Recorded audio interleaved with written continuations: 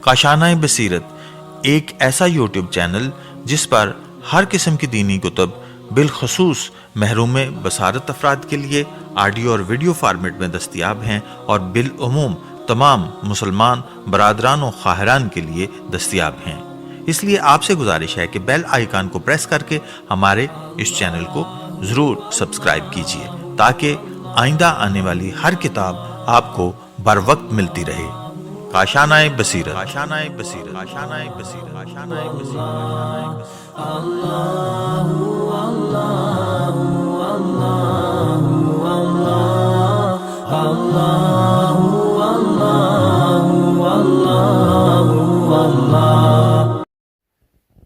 بسم اللہ الرحمن الرحیم۔ السلام علیکم۔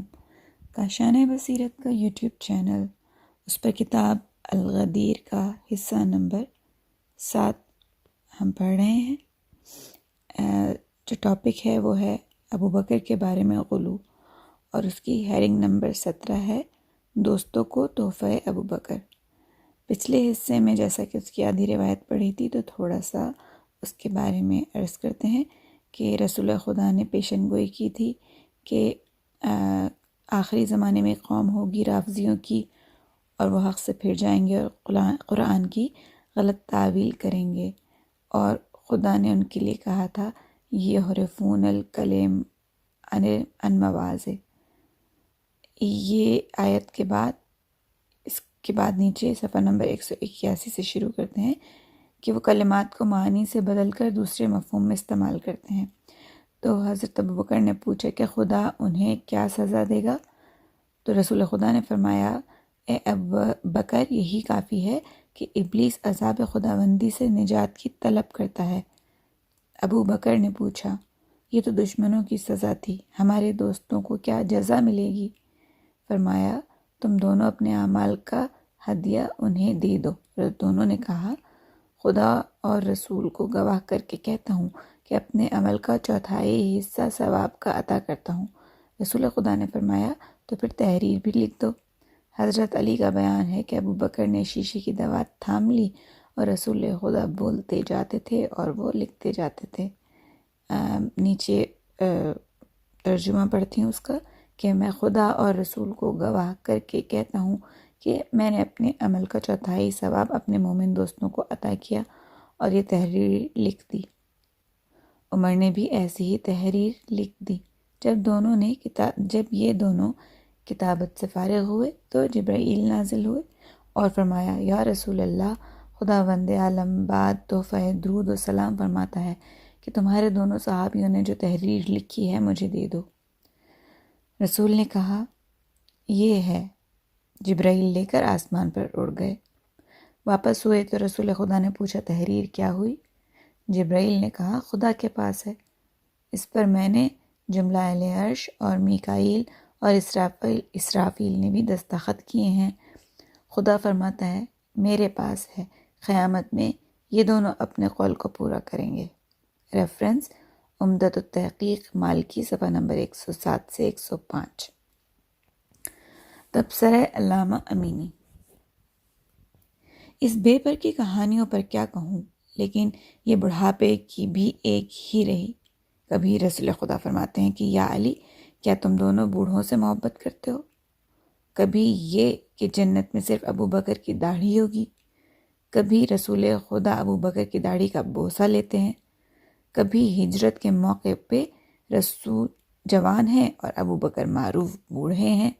کبھی ابو بکر رسول سے زیادہ مسن ہیں، کبھی تمام صحابہ میں سب سے زیادہ بوڑھے ہیں۔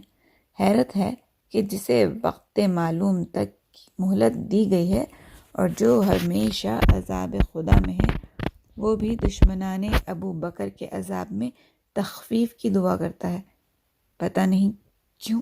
کیا وہ شیخین کا دوست ہے یا کیا وہ دشمن ہے؟ تو پھر یہ دعا کیسی؟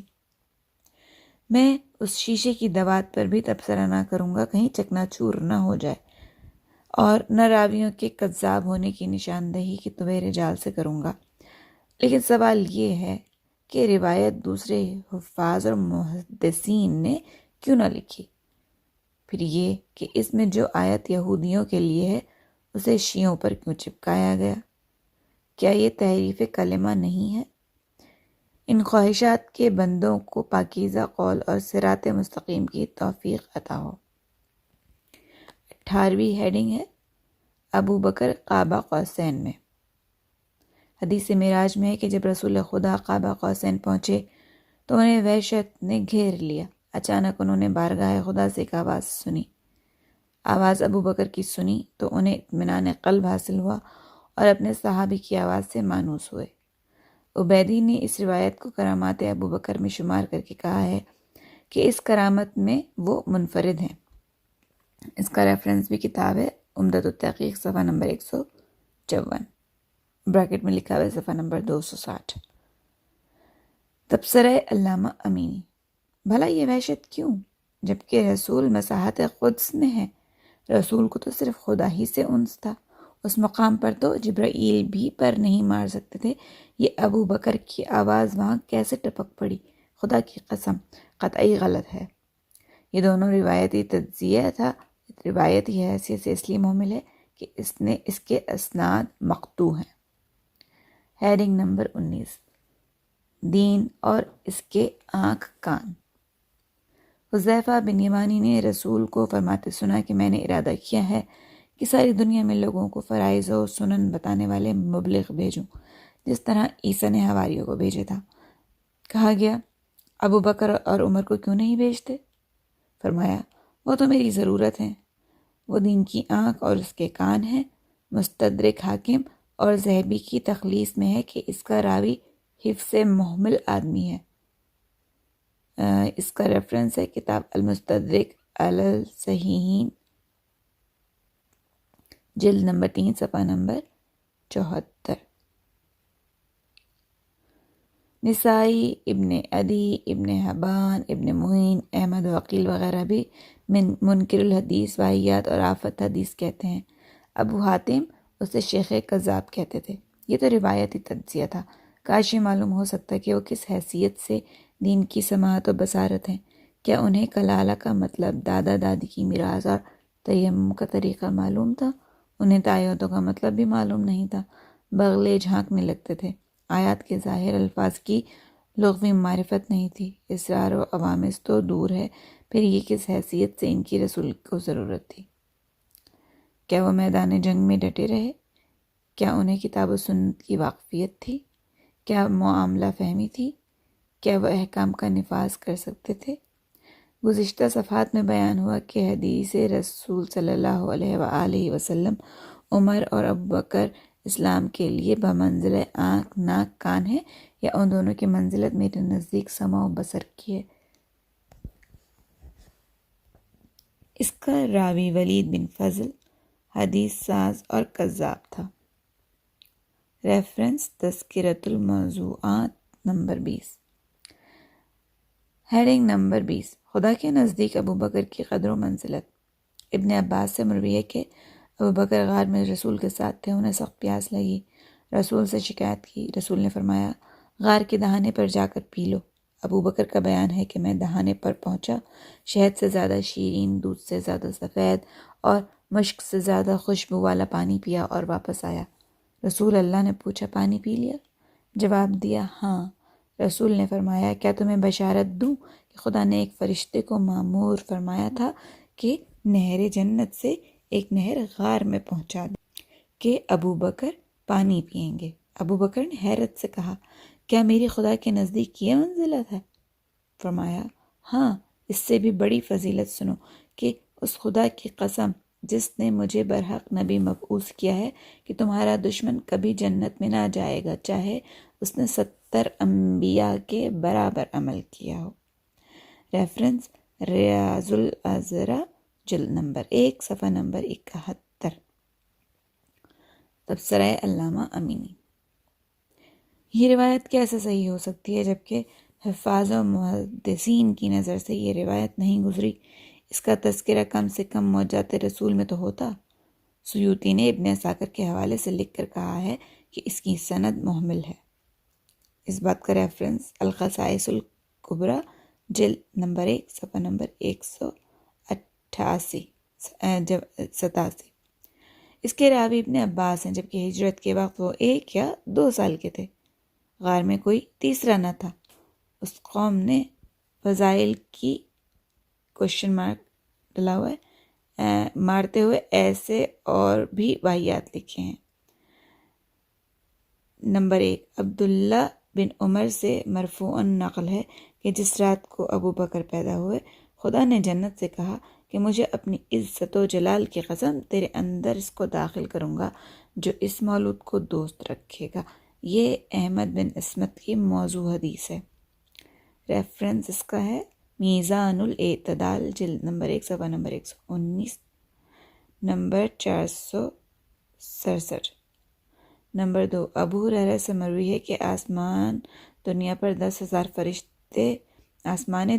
10,000 فرشتے معین ہیں جو محبان ابو بکر کے لیے استغفار کرتے ہیں، اور دوسرے آسمان پر 80,000 فرشتے ہیں جو دشمنان ابو بکر پر نفرین کرتے ہیں۔ یہ موضوع روایت ابو سعید حسن بن علی بصری کی آفت ہے۔ ریفرنس تاریخ بغداد، جلد نمبر 7 صفحہ نمبر 383۔ نمبر 3، انس سے مروی ہے کہ ایک یہودی ابو بکر کے پاس آ کر بولا، میں موسیٰ کلیم اللہ کی قسم کھا کر کہتا ہوں کہ آپ کو دوست رکھتا ہوں۔ ابو بکر نے یہودی کو حقارت کی وجہ سے نہیں دیکھا، نگاہ نیچے کیے رہے۔ جبرائیل رسول پر نازل ہوئے اور کہا کہ یہودی سے کہہ دو کہ خدا نے تیرے لیے جہنم کو ٹھنڈا کر دیا ہے۔ آیات قرآن کی روشنی میں آپ خود ہی فیصلہ کیجئے۔ یہ روایت ابو سعید بصری نے گڑھی ہے۔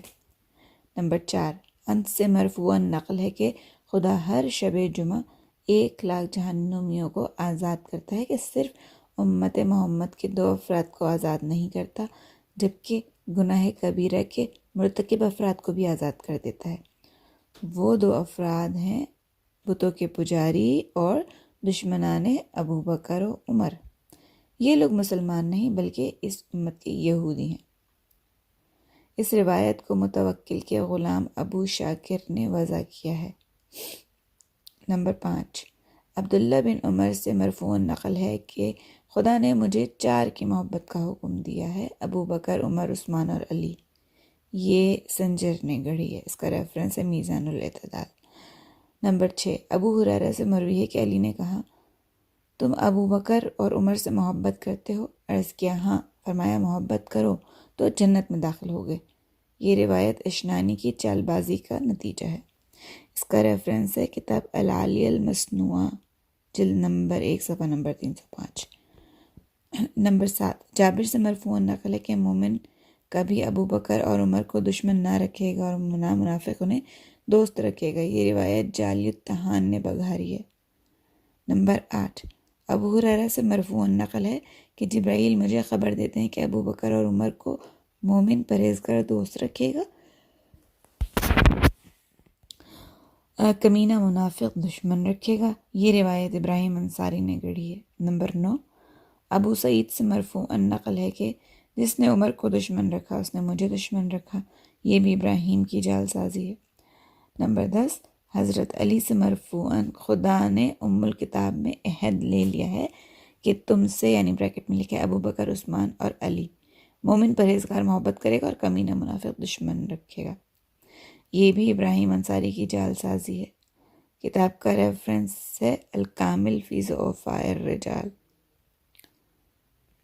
نمبر 11، حضرت علی سے مرفوع نقل ہے جو مجھ سے محبت کرتا ہے اسے چاہیے کہ اس بریکٹ میں لکھا ہے ابو بکر کو دوست رکھے، اور جو بزرگی کا طلبگار ہے اسے ابو بکر کا اکرام کرنا چاہیے۔ اس کا ریفرنس صحاح و مسانید میں اس کی تکذیب ہوئی ہے۔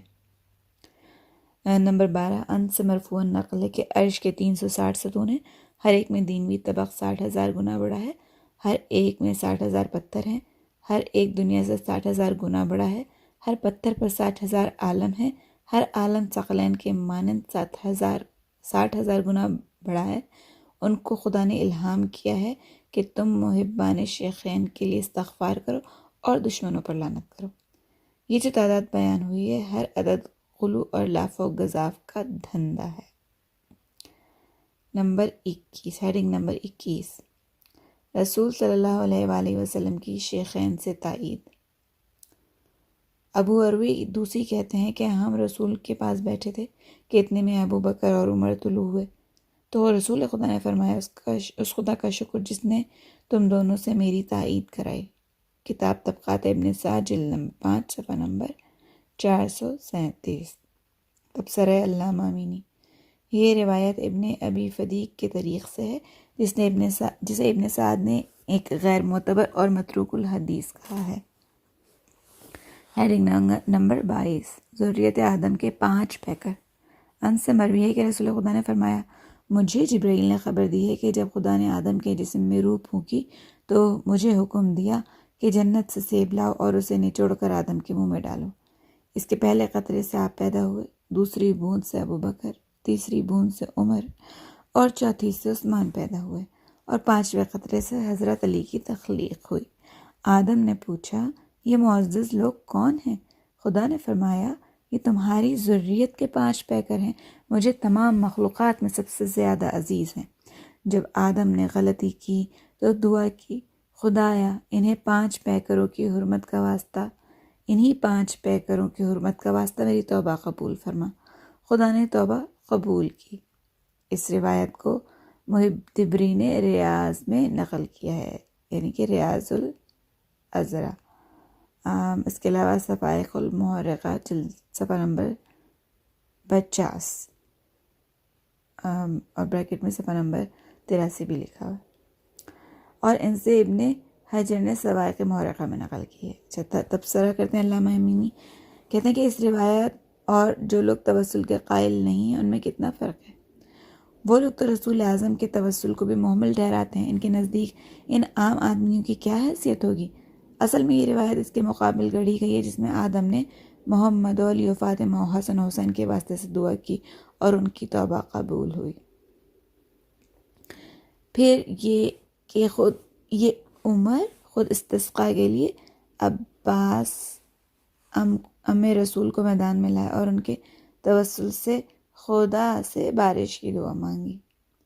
ہیڈنگ نمبر 23، ابو بکر تمام اہل آسمان اور زمین سے بہتر۔ ابو ہریرہ سے مروی ہے کہ ارشاد رسول ہے کہ ابو بکر اور عمر تمام اہل سماوات و ارض سے بہتر ہیں، اولین اور آخرین سے بہتر ہیں، ما سوا انبیاء اور مرسلین کے۔ اس حدیث کو ابن حجر نے صفائق محرقہ میں بحوالہ حاکم و ابن عدی نقل کر کے عادت کے مطابق سند پر کوئی تبصرہ نہیں کیا ہے۔ فضیلت شیخین کی جو بات تھی اس میں جبرون بن واقد افریقی نہایت جھوٹا اور حدیث ساز ہے۔ محمد قنطری نے اس حدیث کو وضعی کہا ہے۔ پھر یہ کہ کیا شیخین ملائکہ مقربین جس میں جبرائیل بھی شامل ہیں سب سے افضل ہوں گے؟ پتہ نہیں، وہ اپنے عمل کی وجہ سے افضل ہوئے ہیں جس کی حقیقت آپ جانتے ہیں، یا عصمت کی وجہ سے افضل ہیں جس کا کوئی قائل نہیں؟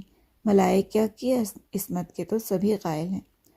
چھوڑیے سب کو، کوئی ایک فضیلت ایسی بتائیے جو مہاجرین اور انصار سے انہیں بڑھا دے۔ غلو میں یوں تو جس کے منہ میں جو آتا ہے بک دیتا ہے۔ ہیڈنگ نمبر 24، رسول خدا اور ابو بکر کا ثواب۔ حضرت علی فرماتے ہیں کہ میں نے رسول خدا کو فرماتے سنا، اے ابو بکر، خدا نے مجھے خلقت آدم سے میرے مبعوث ہونے تک تمام آدمیوں کے برابر ثواب عطا کیا ہے، اور تمہیں میرے مبعوث ہونے سے قیامت تک کے تمام آدمیوں کے برابر ثواب عطا کیا۔ اس کا ریفرنس کتاب ریاض الازرا جلد نمبر 1 صفحہ نمبر 129 اور تاریخ بغداد میں بھی موجود ہے۔ اس کا راوی احمد بن محمد تمار مقری ہے جو غیر معتبر ہے، اور اسناد میں ابو معاویہ زریر ہے جو غلو میں مشہور تھا، ابو الجنتری ہے جو ضعیف تھا۔ ہیڈنگ نمبر 25، ابو بکر کی محبت اور شکریہ تمام امت پر واجب ہے۔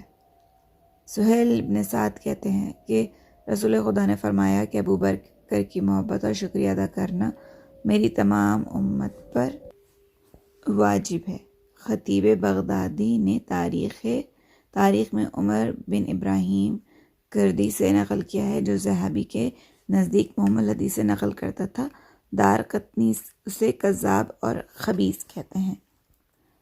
ہیڈنگ نمبر 26، ابو بکر ترازو کے پلڑے میں۔ حکیم ترمذی کی روایت، یہ اس کا ریفرنس ہے مرقات الوصول صفحہ نمبر 112۔ روایت ہے کہ رزق اللہ بن موسیٰ باجی اور مومل بن اسماعیل، حماد بن سلمہ، سعید بن جمحان نے غلام ام سلمہ سفینہ سے حدیث رسول نقل کی ہے کہ نماز صبح پڑھ کے صحابہ کی طرف رخ کرتے اور پوچھتے کہ تم لوگوں نے رات خواب کیا دیکھا؟ ایک دن ایسے ہی پوچھا تو ایک شخص نے کہا کہ میں نے دیکھا کہ آسمان سے ایک ترازو اتری اور آپ کو ایک پلڑے میں اور دوسرے پلڑے میں ابو بکر کو رکھا گیا، تو آپ کا پلڑا بھاری رہا۔ پھر آپ کو اتار کر عمر کو رکھا گیا تو ابو بکر کا پلڑا بھاری رہا۔ پھر عمر کو اتار کر عمر کے ساتھ میں عثمان کو لایا گیا تو عمر کا پلڑا بھاری رہا۔ پھر عثمان کے ساتھ علی کو رکھا گیا تو عثمان کا پلڑا بھاری رہا۔ پھر ترازو اٹھا لی گئی۔ یہ سن کر رسول کا چہرہ متغیر ہو گیا اور فرمایا 30 سال تک خلافت بطرز نبوت رہے گی، پھر بادشاہی ہو جائے گی۔ اس روایت میں رزق اللہ ناپسندیدہ حدیثیں بیان کرتا تھا۔ مومل ادوی مختلف حفاظ کے نزدیک سخت غلطی کرتا تھا اور سعید بن جمحان غیر معتبر ہے۔ علامہ امینی کا تبصرہ: خدا ان ڈنڈی مارنے والوں سے سمجھے، اس ترازو نے عالم کو ہلکا اور جاہل کو بھاری بنا دیا ہے۔ بھلا رسول خدا سے ابو بکر کو کس بنیاد پر تولا گیا؟ کیا ان کی شرافت، اخلاق کریم، پاکیزہ نفسی، علم و عمل، معارف و عوارف کا کوئی تقابل ہو سکتا ہے؟ کیا منطق اور وجدان اسے قبول کرے گا؟ پھر یہ کہ عمر ابو بکر سے کیسے بڑھ گئے؟ عمر نے تو تلوار کے زور پر زیادہ اسلام پھیلایا۔ پھر رسول سے علی کو کیسے الگ کیا جا سکتا ہے جو بنص قرآن نفس رسول تھے؟ کتاب خدا کے مطابق وہ معصوم ہے اور پیغمبر اسلام کے وارث علم، باب حکمت اور حدیث ثقلین کی روشنی میں مماثل اور معاول قرآن ہے۔ عثمان میں کیا فضیلت تھی کہ علی سے ان کو تولا گیا؟ برتری کے لاف و غضاب عجیب عجیب تماشے دکھاتے ہیں۔ ان اللہ و انا الیہ راجعون۔ نمبر 27، مہاجرین میں صرف ابو بکر کے باپ مسلمان تھے۔ ابن مندہ اور ابن اساکر عائشہ کا بیان نقل کرتے ہیں کہ ابو بکر کے علاوہ مہاجرین میں سے کسی کے باپ اسلام نہیں لائے تھے۔ ریاض طبری میں حضرت علی کا بیان منقول ہے کہ صرف ابو بکر ہی کے والدین اسلام لائے تھے اور کسی کے والدین اسلام نہیں لائے۔ تبصرہ علامہ امینی: ہمیں حضرت علی اور عائشہ سے یہ توقع نہیں کہ ایسا سفید جھوٹ بولیں گے۔ صحابہ اور مہاجرین کے حالات اس کی تکذیب کریں گے۔ اصل میں محبت اور عقیدت اندھا بنا کے بے پر کی اڑانے پر آمادہ کر دیتی ہے۔ بہت سے قبائل ایک ساتھ اسلام لائے، ان کے علاوہ عمار یاسر اپنے والدین کے ساتھ اسلام لائے۔ عبداللہ بن جعفر نے اپنے باپ اور بھائی کے ساتھ مہاجرت کی۔ ان کے علاوہ جن مہاجرین کے والدین یا والد یا بھائی نے مہاجرت کی ان کے نام ہیں عمر بن ابان، خالد بن ابان، ابراہیم بن حارث، حاتب بن حارث، خطاب بن حارث، حکیم بن حارث، خزیمہ بن جہم وغیرہ وغیرہ۔ محقق کو ان کے علاوہ بھی نام مل سکتے ہیں۔ اگلی ہیڈنگ ہے ابو بکر کے والدین کا اسلام۔ آئیے اب ذرا ابو بکر کے والدین کو دیکھیں۔ کیا وہ اسلام لائے تھے؟ مہاجرین کے مقابلے میں ان کے اختصاص کی بات کو دو رہی یا صرف یہ غلو کی پیداوار ہے؟ ابو قحافہ کے اسلام کے متعلق مختلف اقوال ہیں۔ بعض کہتے ہیں کہ فتح مکہ کے واقعے پر اسلام لائے اور ان کے صاحبزادے ابو بکر انہیں خدمت رسول میں لائے۔ اس سلسلے میں 2 قسم کی روایتیں پائی جاتی ہیں۔ نمبر 1، جن میں ان کے اسلام لانے کا کوئی اشارہ نہیں ہے۔ نمبر 2، جن میں ان کے اسلام لانے کی طرف اشارہ ہے۔ پہلی قسم، محمد بن احمد اپنے باپ سے، اور وہ محمد بن شجاع، حسین بن زیاد، ابو حنیفہ، یزید بن ابو خالد، انس بن مالک سے روایت کرتے ہیں۔ گویا ابو قحافہ کی خیار کی طرح لودیتی سرخ داڑھی میرے پیش نظر ہے۔ رسول خدا نے فرمایا تھا کہ اگر اس بڈھے کو گھر ہی میں رکھا جاتا تو میں احترام ابو بکر میں اس سے ملنے جاتا۔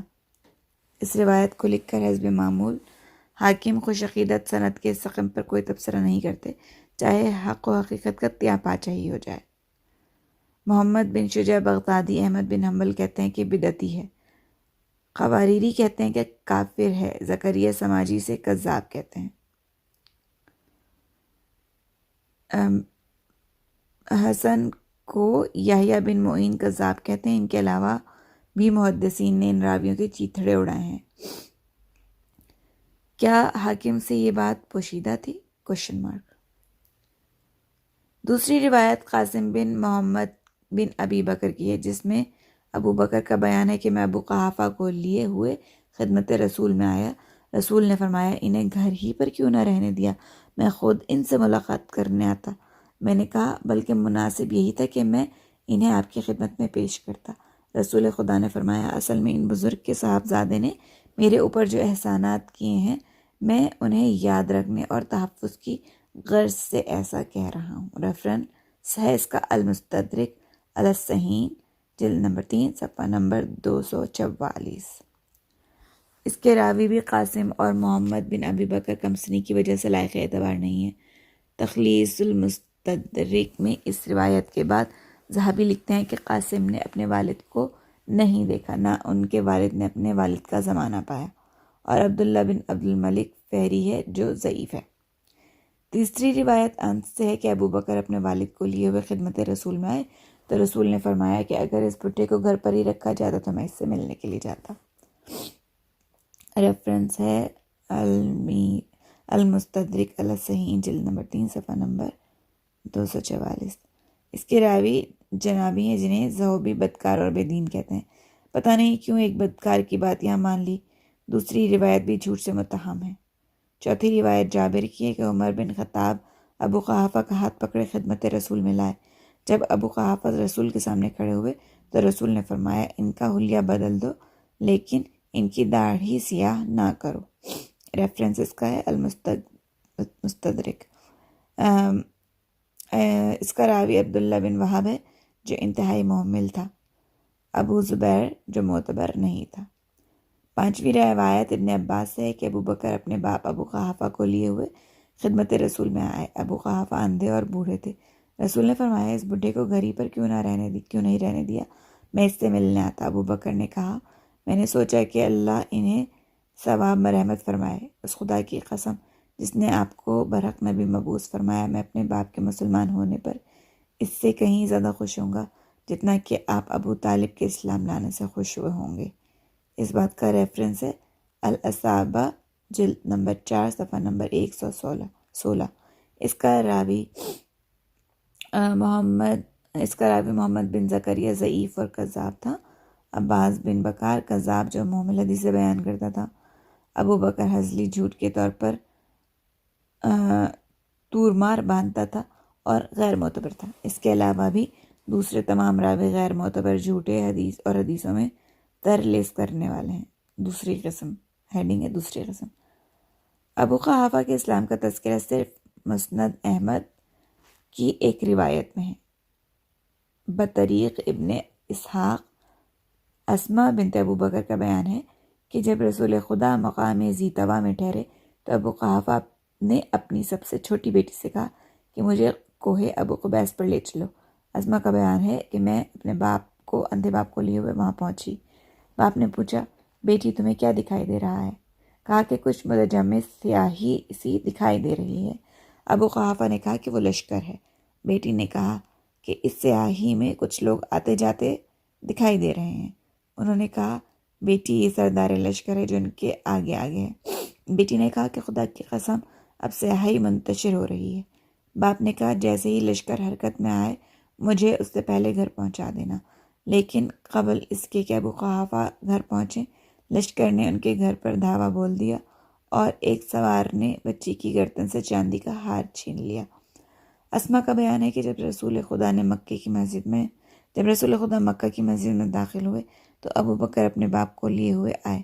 جب رسول خدا نے انہیں دیکھا تو فرمایا ان بزرگ کو گھر میں ہی کیوں نہ رہنے دیا، میں خود ان سے ملنے آتا۔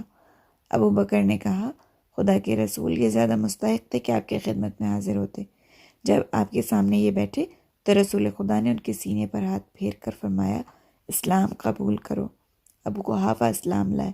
جس وقت ابو بکر اپنے باپ کو لائے تو ان کے سر کے تمام بال سفید تھے۔ رسول خدا نے فرمایا ان کے بالوں میں خضاب لگاؤ۔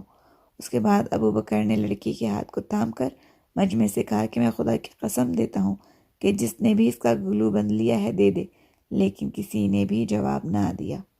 ابو بکر نے اپنی بہن سے کہا کہ اپنی گردن بند کو خدا کے حوالے کر دو۔ ریاض تبری کے الفاظ ہیں کہ گردن بند کا معاملہ خدا کے حوالے کرو، کیونکہ خدا کی قسم یہ لوگوں کے ہاتھ میں چند روزہ ہے۔ یہ روایت محمد بن اسحاق عراقی کی وجہ سے صحیح نہیں ہے اور جعلی ہے، کیونکہ سلیمان تمیمی کہتے ہیں کہ ابن اسحاق کذاب تھا، امام مالک کہتے ہیں کہ دجال تھا، اسی طرح حشام جو زجانی، یحییٰ ابن نمیر، ایوب، امام احمد، ابو داؤد، عبداللہ احمد جیسے بے شمار محدثین نے اس کو کذاب و دجال کہا ہے۔ اس کی روایت مہمل اور بے وقت ہوتی تھی، وہ بہت زیادہ جھوٹ بولتا تھا۔ مستدرک حاکم میں زید بن اسلم کی روایت ہے کہ رسول خدا نے ابو بکر کو ان کے باپ کے اسلام قبول کرنے پر مبارکباد پیش کی۔ زید کے متعلق ابن حجر کہتے ہیں کہ وہ احادیث میں تدلیس کرتا تھا۔ یہ ابو قحافہ کے اسلام کا کچا چٹا ظاہر ہے کہ یہ صرف ایک واہیات دعویٰ ہی ہے۔ ان روایات سے کوئی شخص بھی ان کا اسلام ثابت نہیں کر سکتا۔ پھر یہ کہ اگر وہ مسلمان تھے اور ان کا اسلام اس قدر وقیع تھا کہ خود رسول اکرم ان کے احترام میں مل جانے پر آمادہ تھے، تو جس طرح امیر رسول عباس کے توسل سے بارش کی دعا کی گئی، انہیں اس وقت نظر انداز کیوں کیا گیا؟ کم سے کم ان سے کوئی حدیث نقل کی جاتی، وہ حجت الوداع کے موقع پر موجود ہوتے، یا ان کے زمانہ اسلام کا تاریخوں میں کوئی واقعہ نقل کیا جاتا، ان سے لوگوں نے معالم دین کو حاصل کیے ہوتے۔